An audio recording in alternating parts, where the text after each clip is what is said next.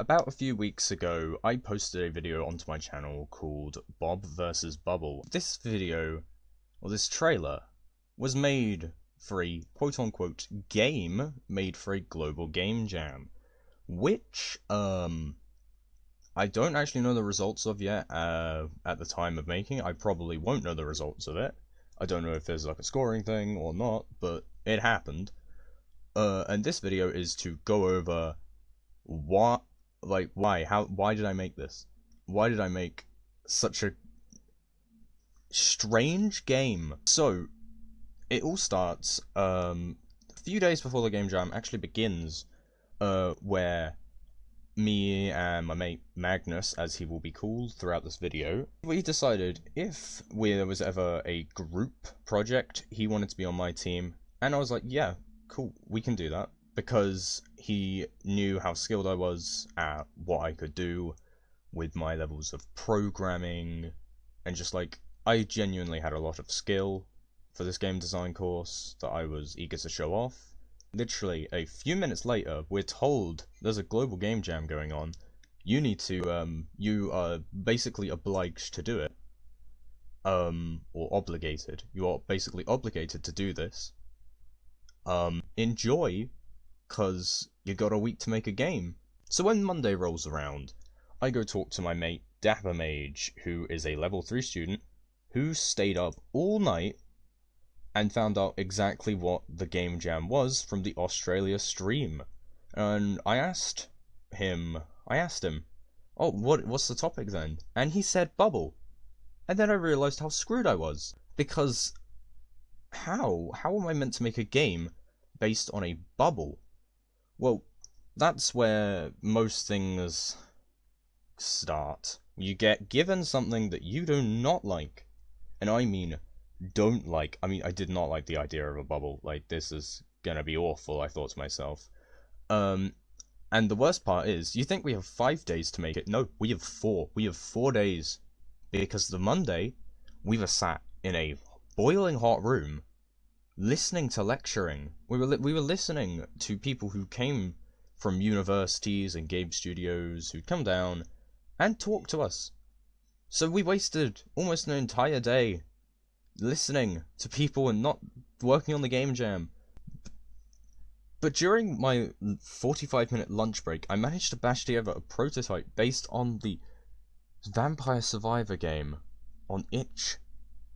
'Cause we had nothing else to base it on, really. And I ran through this with Magnus, and he was like, yeah, we should do it on that. So I just bashed together a prototype game of a virus shooting bubbles. And I did want to keep this as the main sort of premise. But that changed rather quickly. And kinda went down the rabbit hole of Bob the Builder. Yeah. You can probably tell how that ended just by watching the trailer. So, it's Tuesday.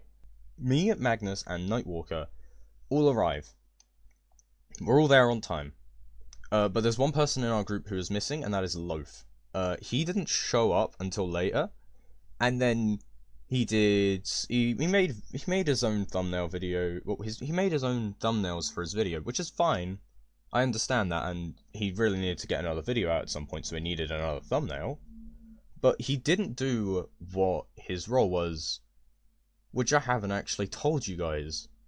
So let's just clarify whose role is whose.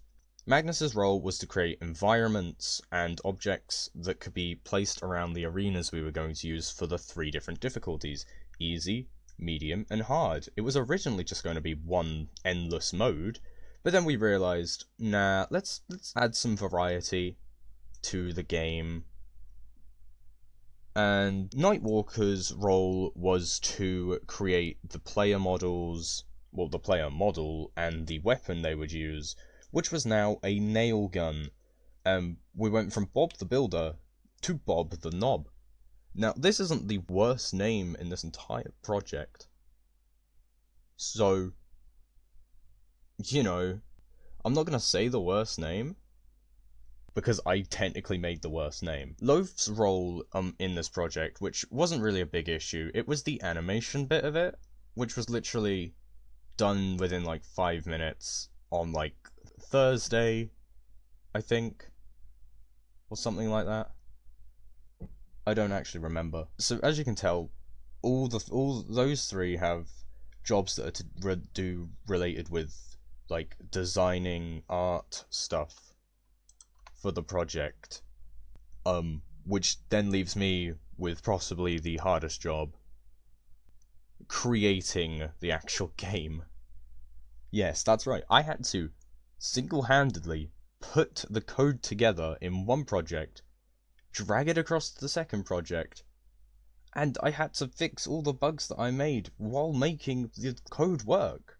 But we haven't even properly started the story. Because in the first lesson of the day, on the 22nd?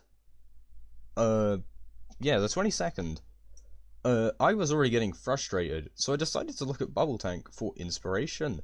And it wasn't just because, bubble game.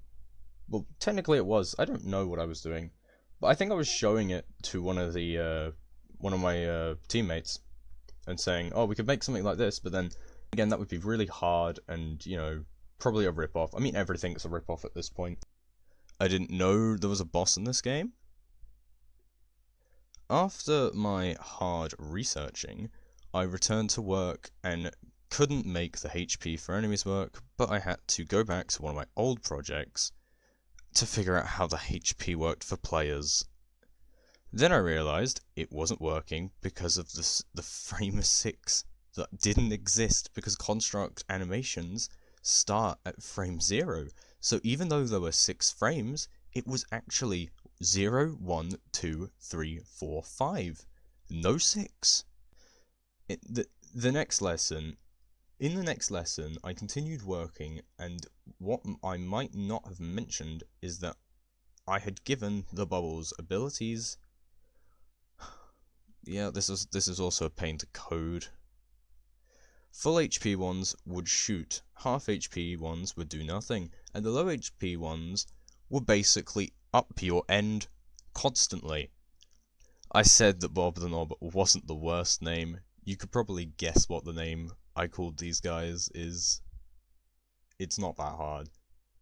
But these guys were constantly up your rear end, constantly behind the player, and just like unlike the other two, they were just fast. Magnus told me we couldn't call them that, so I'm not gonna say the name. So the 22nd rolls around, and I eventually get on my computer at home because it's not a college day, and I start working and just moving my code from one project to the other so I can have the one that has all the art in it working before Thursday.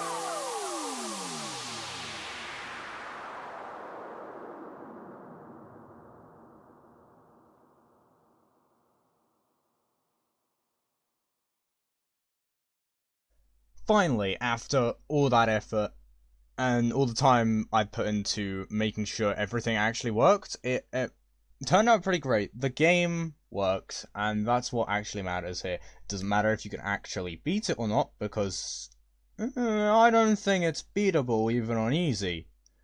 But if you'd like to go try, the link is going to be down in the description. I'll give a shout out to the first person who can beat literally any of the modes legitimately and like record themselves beating it. Obviously, you need to actually show proof that you've beaten it. Yeah. So thank you guys for watching this. I know it's different from what I usually do. But we're gonna be getting back to some other stuff. There's going to be some SCP Secret Lab videos coming out, probably an SCP, if I'm lucky enough to manage to have enough money for it, SCP Fragmented Minds, or Fragmented Realities, one of the, I don't know what I'm actually talking about here, but there was going to be an unturn off video, but for some reason the server deleted my door, so I doubt that's going to happen. I'd probably put, like, some footage out, I don't know. But I'm gonna be making a Lethal Company sort of series, well, mainly a playlist, but it's gonna be an ongoing thing probably throughout this year, which is gonna be me trying to reach quota 10, like either solo or with Nightmare. The first 3 parts are with Nightmare. Then there's gonna be some bits where I'm actually solo. So yeah, that's what's gonna be happening. Thank you guys for watching.